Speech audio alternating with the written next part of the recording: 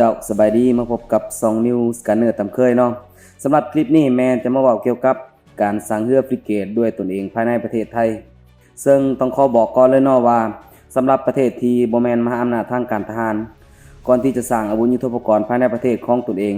ต้องได้มีพี่เลี้ยงในการถ่ายทอดเทคโนโลยีเพื่อที่จะสร้างภายในประเทศแม้แต่ประเทศที่เป็นมหาอำนาจเองก็ตามอย่างอินเดียและก็จีน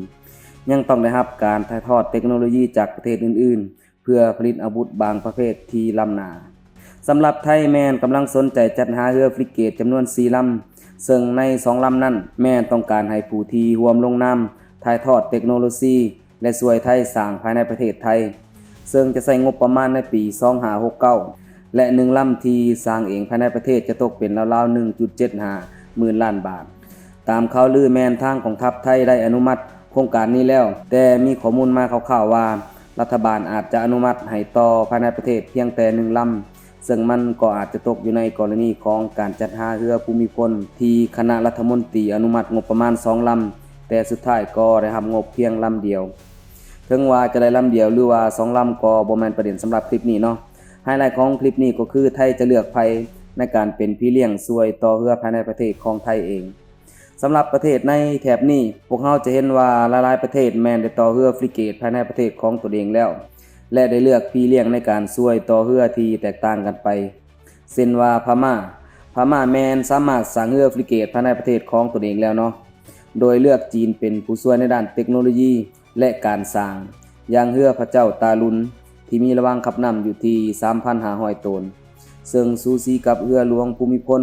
ที่มีระวางคำนำอยู่ที่ 3,700 ตน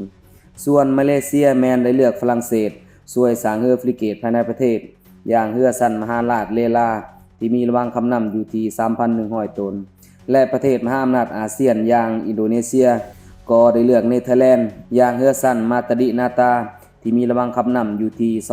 2,365 ตนสำหรับกองทัพเรือไทยปัจจุบันนี้ก็มีหลายประเทศที่เสนอเข้าร่วมโครงการอย่างเช่นเกาหลีใต้บริษัทฮันวาโอเชียนก็เสนอต่อเรือลำที่2ซึ่งเคยต่อเรือฟริเกตภูมิพลอดุลยเดชให้กับไทยมาแล้วและได้ถ่ายทอดเทคโนโลยีบางส่วนให้นักวิชาการของทางไทยแล้วถ้าว่าสนใจเรือแบบเก่าก็ถือว่าสามารถเลือกเกาหลีให้เป็นพี่เลี้ยงถือว่าจะง่ายขึ้นต่อมาก็แม่นประเทศเยอรมันที่เสนอเรือแบบเมโก A100 ตามที่เยอรมันได้สร้างให้โปแลนด์แม้นมีระวางขับน้ำเพียง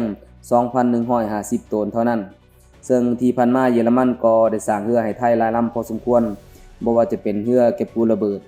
และเรือสำรวจที่เป็นขนาดบ่ใหญ่มีระวางขับน้ำอยู่ที่300-900 ตนแต่ว่ามีความร่วมมือกันเป็นอย่างดีกับบริษัทหรือว่าอู่ต่อเรือมาซันของไทยต่อมาแมนมีอังกฤษอีกเนาะที่เสนอเรือสั้น Arrowhead 140ที่เป็นเรือขนาดใหญ่หลายมีระวางขับน้ำอยู่ที่ 5,700 ตนถ้าว่าต้องการลำใหญ่และงบหลายคิดว่าต้องเลือกลำนี้เนาะหลังจากนั้นก็มีทางฮอลแลนด์ที่ได้เสนอเรือมาเหมือนกันเนาะโดยให้แนวความคิดของเรือฟริเกตซิกมาซึ่งให้ไทยมีสิทธิ์เลือกแต่ละขนาดนับตั้งแต่ขนาด 3,100 ตนไปจนถึง 6,000 ตนฮอลแลนด์แมนยังบ่ทันเคยต่อเรือให้ไทยมาก่อนแต่ก็ต้องเบิ่งว่าลูกค้าใหม่บางที่ฮอลแลนด์อาจจะให้ออฟเซตที่ดีกว่าชาติอื่นๆต่อมาก็แมนฝรั่งเศสที่เสนอเรือมา3แบบและเสนอมาพร้อมกับความยาวของเรือเนาะก็คือได้เสนอเรือสั้นโกวินที่มีความยาว111เมตรเรือสั้นเฟลมที่มีความยาว142เมตรและเรือสั้น FDI ที่มีความยาว122เมตรปกติแล้วเรือฟริเกตที่มีความยาวในระหว่าง142เมตรจะมีระวางขับน้ำอยู่ราวๆ 5.5-7,000 ตนฝรั่งเศสก็ยังบ่ทันเคยต่อเรือให้ไทยเนาะแต่ว่าอาวุธบางอย่างบนเรือแมนได้ใช้ของฝรั่งเศสถัดมาอีกก็แมนสเปนที่แสดงความสนใจผ่านทางทูตสเปนประจำไทยแต่ว่ายังบ่มีรายละเอียดของเรือที่นำมาเสนอเนาะซึ่งสเปนแม่นเป็นผู้สร้างเรือบรรทุกเครื่องบินจักรีนฤเบศรของไทยนอกจากนี้แล้วในยุคสมัยใหม่นี้ไทยก็เริ่มหันมาให้ความสนใจในการนำใช้ระบบอำนวยความสะดวกในการสู้รบของเรือจากสเปนอย่างระบบของเรือหลวงสร้างสุดท้ายประเทศที่ให้ความสนใจล่าสุดและเบิ่งคือว่าทางของทัพเรือไทยก็ให้ความสนใจเป็นพิเศษนั่นก็คือการเสนอโครงการมิวเจียมของตุรกี ซึ่งโครงการมิวเจียมก็ถือว่ามีทั้งเรือคอร์เวตและเรือฟริเกตถ้าว่าเป็นเรือฟริเกตก็จะแม่นซันอิสตันบูลที่มีระวังขับน้ำอยู่ที่ 3,100 ตนถือว่ามีขนาดบ่น้อยบ่ใหญ่แต่ว่าจุดเด็ดของเรือฟริเกตลำนี้แม่นเป็นเรือฟริเกตหลายบทบาทสามารถทำสงครามใต้น้ำหน้าน้ำและเทิงอากาศได้ตุรกีเองก็ยังบ่ทันเคยต่อเรือให้ไทยมาก่อนแต่ว่าในช่วงนี้ตุรกีแม่นทำการตลาดได้ดีในเขตอาเซียนตะวันออกเฉียงใต้โดยเฉพาะแม่นกับอินโดนีเซีย